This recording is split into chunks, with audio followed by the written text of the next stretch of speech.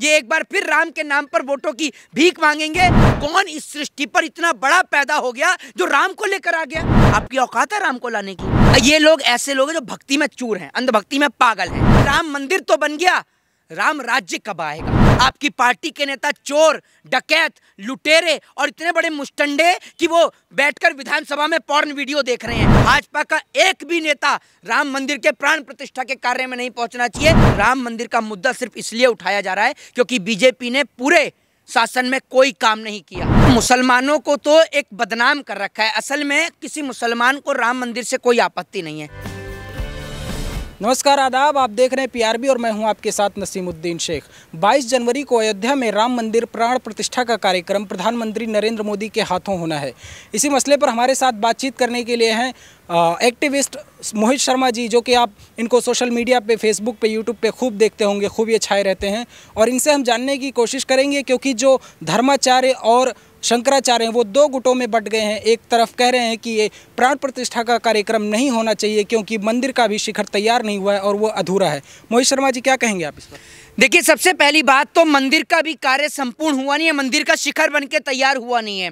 लेकिन नरेंद्र मोदी को आखिर इतनी जल्दबाजी क्या हो गई कि नरेंद्र मोदी जी को प्राण प्रतिष्ठा का कार्य जो है वो इतनी जल्दबाजी में कराना पड़ा, जबकि अभी मंदिर का 80% कार्य ही संपूर्ण हो पाया है।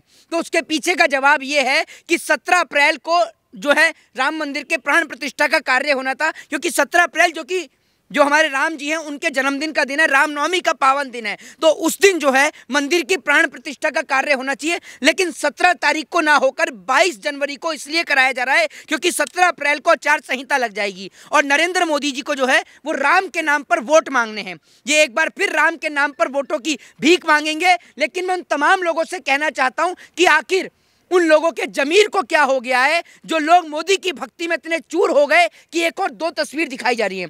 एक तस्वीर जिसमें नरेंद्र मोदी को बड़ा दिखाया जा रहा है और राम को छोटा दिखाया जाएगा। नरेंद्र मोदी जी राम की उंगली पकड़कर राम को लेकर आ रहे हैं। मैं पूछना चाहता हूं कि क्या आप बीजेपी के, भाजपा के इतने बड़े अंधभक्त हो गए कि आपको उसके आगे राम जी नजर नहीं आ रहे? आप एक बात सोचकर देखिए कि नरेंद्र मोदी जी को जिस तरीके से बड़ा दिखाया जा रहा है, राम को छोटा दिखाया जा रहा है, क्या आपको शर्म नहीं आती? आपको सोचना चाहिए इस बात को। जैसे शंकराचार्य कह रहे हैं कि एक तरफ राम मंदिर प्राण प्रतिष्ठा का कार्यक्रम अभी संपन्न नहीं हुआ, नहीं होना चाहिए, तो आप इस पर क्या प्रकाश डालेंगे? देखिए, एक बात मैं आपको बताता हूँ, अभी शिखर बनके तैयार हुआ नहीं है और जब उसके बाद में 22 तारीख को जब रामलला को वहां पर विराजमान कर दिया जाएगा और जब शिखर के ऊपर मजदूर चढ़ेंगे उसके काम को पूरा करने के लिए, तो भगवान के सर के ऊपर पैर रखेंगे।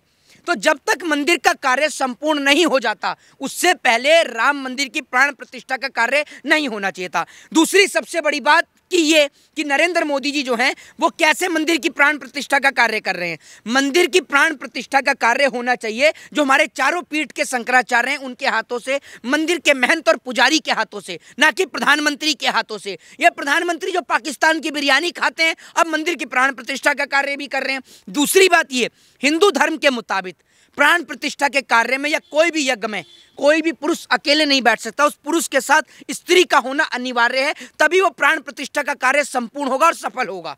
नहीं तो आप अगर मंदिर के अधूरा शिखर बनाकर मंदिर में रामलला को विराजमान करेंगे तो उसमें प्रेत और निशाचर वो निवास करेंगे।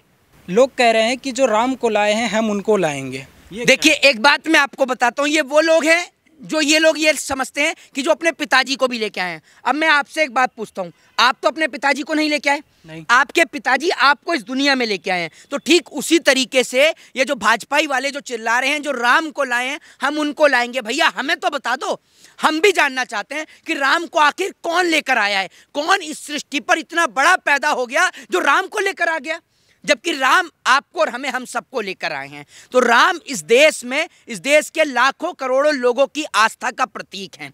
राम से याद रखिएगा, राम जो है उनके बदौलत ही हम लोग जीवित हैं। तो ये लोग जो कहते हैं जो राम को लाए हम उनको लाएंगे, कौन लाया राम को? आपकी औकात है राम को लाने की? और इसके बाद ये तो सिर्फ आप ये समझिए तो नमूना है, भारतीय जनता पार्टी के दलाल अंधभक्त पेड वर्कर इतने पागल हो गए हैं, इतने पागल हो गए कि नेशनल चैनल पर बैठकर क्या क्या मुंह से निकाल दे रहे हैं उनको भी नहीं पता।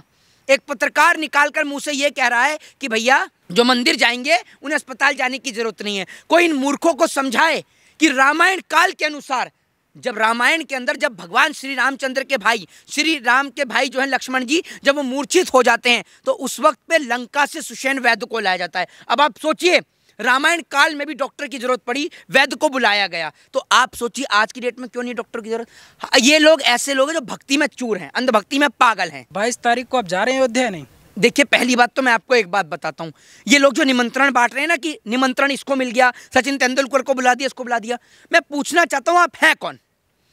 भगवान श्री राम किसी की पैतृक संपत्ति नहीं है, राम सभी के हैं। राम हिंदू के भी हैं, मुस्लिम के भी हैं, सिख के भी हैं, ईसाई के भी हैं, राम तो सभी के हैं। आप होते कौन है निमंत्रण बांटने वाले? जब आपके घर में आपकी बहन की या बेटी की शादी हो ना, तब निमंत्रण और शादी के कार्ड बांटना, उससे पहले नहीं। ये जो आप निमंत्रण भेज रहे हो ना राम के नाम पर, बंद कर दो।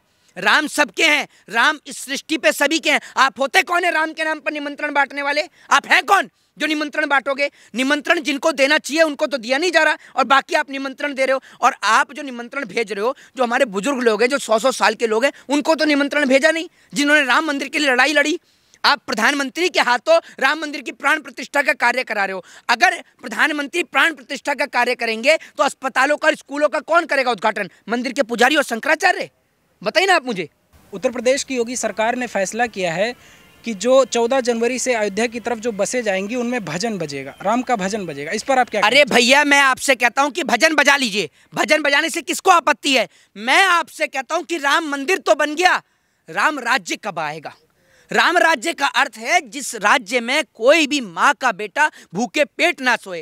राम राज्य का अर्थ है जहां किसी बेटी के साथ, किसी स्त्री के साथ किसी भी प्रकार का दुराचार ना हो, किसी प्रकार का बलात्कार ना हो, दुर्व्यवहार ना हो, उसको राम राज्य कहा जाता है। तो राम राज्य कब आप बनाएंगे? आपकी पार्टी के नेता चोर, डकैत, लुटेरे और इतने बड़े मुस्टंडे कि वो बैठकर विधानसभा में पॉर्न वीडियो देख रहे हैं, आप राम राज्य की परिकल्पना करेंगे? मैं तो ये कहता हूं कि भाजपा का एक भी नेता राम मंदिर के प्राण प्रतिष्ठा के कार्य में नहीं पहुंचना चाहिए, क्योंकि सारे के सारे कोई सुबह का पीता है 900 ग्राम, शाम को पीता है 200 ग्राम, और उसके बाद बोलते हैं जय जय श्री राम। क्या ये ऐसे हैं? क्या पीता है? सबको पता है, सबको पता है। आपको नहीं पता क्या? नहीं पता। क्या नहीं पता तो आप बेवकूफ हैं, आप भी उसी श्रेणी में आते होंगे, तभी आपको नहीं पता। सब पता है। मैं जानना चाहता था कि क्या पीते हैं। अरे मदिरा का सेवन करते हैं, और क्या? मदिरा का सेवन करते हैं। आप एक बात मुझे बताइए, और ऐसे नेता, भारतीय जनता पार्टी का एक एमएलए तो बलात्कारी भी था, कुलदीप सिंह सेंगर। आप सोचिए, आप राम का मंदिर बने या ना बने, राम राज्य बनना चाहिए। और राम राज्य ऐसे बनेगा जब बेटी सुरक्षित होगी, जब किसान का जो अनाज है उसको सही दाम पर बिकेगा, सरहद का जवान सुरक्षित होगा, तब राम राज्य बनेगा। क्या आप ये कहना चाहते हैं कि मोदी सरकार राम मंदिर का निर्माण करा के राजनीति खेल रही है? तो आप क्या इतनी देर से क्या यहाँ पर चल रहा था? राजनीतिकरण उसका हो रहा है एक तरीके। राजनीतिकरण ही तो है। राम मंदिर के नाम पर नौते भेजे जा रहे हैं, इनविटेशन भेजा जा रहा है, तो ये राजनीतिकरण नहीं है तो क्या है? बताइए ना आप मुझे। और आप एक बात मुझे बताइए, अगर ये लोग इतने ही राम को मानने वाले होते, राम मंदिर का ताला किसने खोला? राजीव गांधी ने खोला। वीएचपी को तब से याद नहीं आया, विश्व हिंदू परिषद ने तब तो पहले नहीं उठाया राम मंदिर का मुद्दा। ये लोगों ने बाद में मुद्दे उठाने शुरू करे राम मंदिर के, जब इनको दिखा ना। और मैं आपसे एक बात कह देता हूं, राम मंदिर का मुद्दा सिर्फ इसलिए उठाया जा रहा है क्योंकि बीजेपी ने पूरे शासन में कोई काम नहीं किया, और उस नाकामयाबी को छिपाने के लिए राम के नाम पर वोटों की भीख मांगने जा रही है बीजेपी, ये याद रखिएगा। राहुल गांधी जी की 14 तारीख को भारत जोड़ो न्याय यात्रा चल रही है, गुवाहाटी में उनको सरकार ने इजाजत नहीं दी, इस पर आप क्या कहना चाहेंगे? परमिशन नहीं मिला? सरकार कहीं कोई भी इजाजत नहीं देगी, ये बात मैं आपको बता देता हूँ। ये अघोषित डिक्टेटरशिप चल रही है, तानाशाही चल रही है। और राहुल गांधी को एक सलाह और नसीहत देना चाहूंगा कि पहले वो यात्रा से पहले ईवीएम को लेकर एक जो है जन आंदोलन शुरू करें, नहीं तो आप चुनाव जीतते हुए भी हार जाएंगे। यात्रा बाद में होगी, पहले ईवीएम को लेकर आपको एक जंग की शुरुआत करनी चाहिए, ये कहना चाहूंगा। क्या बीजेपी ईवीएम की बदौलत चुनाव जीत रही है? और किसकी बदौलत जीत रही है? इनको कोई ग्राम पंचायत में वोट न दे, प्रधानमंत्री बने बैठे हैं, इन्हें बस की टिकट न मिले, एमएलए बने बैठे हैं। आपको लगता है बिना ईवीएम के जीत जाएंगे? बिना ईवीएम के चुनाव नहीं जीत सकती बीजेपी, ये लिख के ले लीजिए। मोहित जी, अभी कुछ दिनों पहले 2 फर्जी आईडी से राम मंदिर को और योगी आदित्यनाथ जो कि उत्तर प्रदेश के मुख्यमंत्री है उनको बम से उड़ाने की धमकी दी गई, और फर्जी आईडी जब निकला तो वो मुस्लिमों के नाम पे बना था और उसमें 2 हिंदू निकले। इस पर आप क्या कहेंगे? देखिए, मुसलमानों को तो एक बदनाम कर रखा है। असल में किसी मुसलमान को राम मंदिर से कोई आपत्ति नहीं है। मुसलमान भी खुश हैं इस बात से कि भैया भव्य राम मंदिर बनकर तैयार हो गया, कम से कम अब इस नाम पर राजनीति तो नहीं होगी। मैं सोशल मीडिया पर वीडियो देख रहा था, बहुत सारे लोग वीडियो बना बना के मुसलमान इस बात को डाल रहे हैं कि भैया राम मंदिर के मौके पर हम भंडारा कराएंगे, हम यहाँ ये लंगर कराएंगे तो हर एक व्यक्ति खुश है। लेकिन मुसलमानों के प्रति नफरत और जहर घोलने के लिए कुछ लोग ऐसे हैं देश और समाज में, जो लोग मुसलमान को बदनाम कराने के लिए इस प्रकार की हरकत करते हैं, और इनके ऊपर कड़ी से कड़ी कार्रवाई होनी चाहिए। जय हिंद, जय भारत, वंदे मातरम। चलिए मोहित जी, आपका बहुत बहुत शुक्रिया। हमारे साथ बात कर रहे थे मोहित जी, जो एक सक्रियतावादी हैं और इन्होंने खुलकर अपनी बात हर मुद्दे पर रखी। तब तक के लिए देखते रहिए PRB। मैं हूं आपके साथ नसीमुद्दीन शेख। धन्यवाद।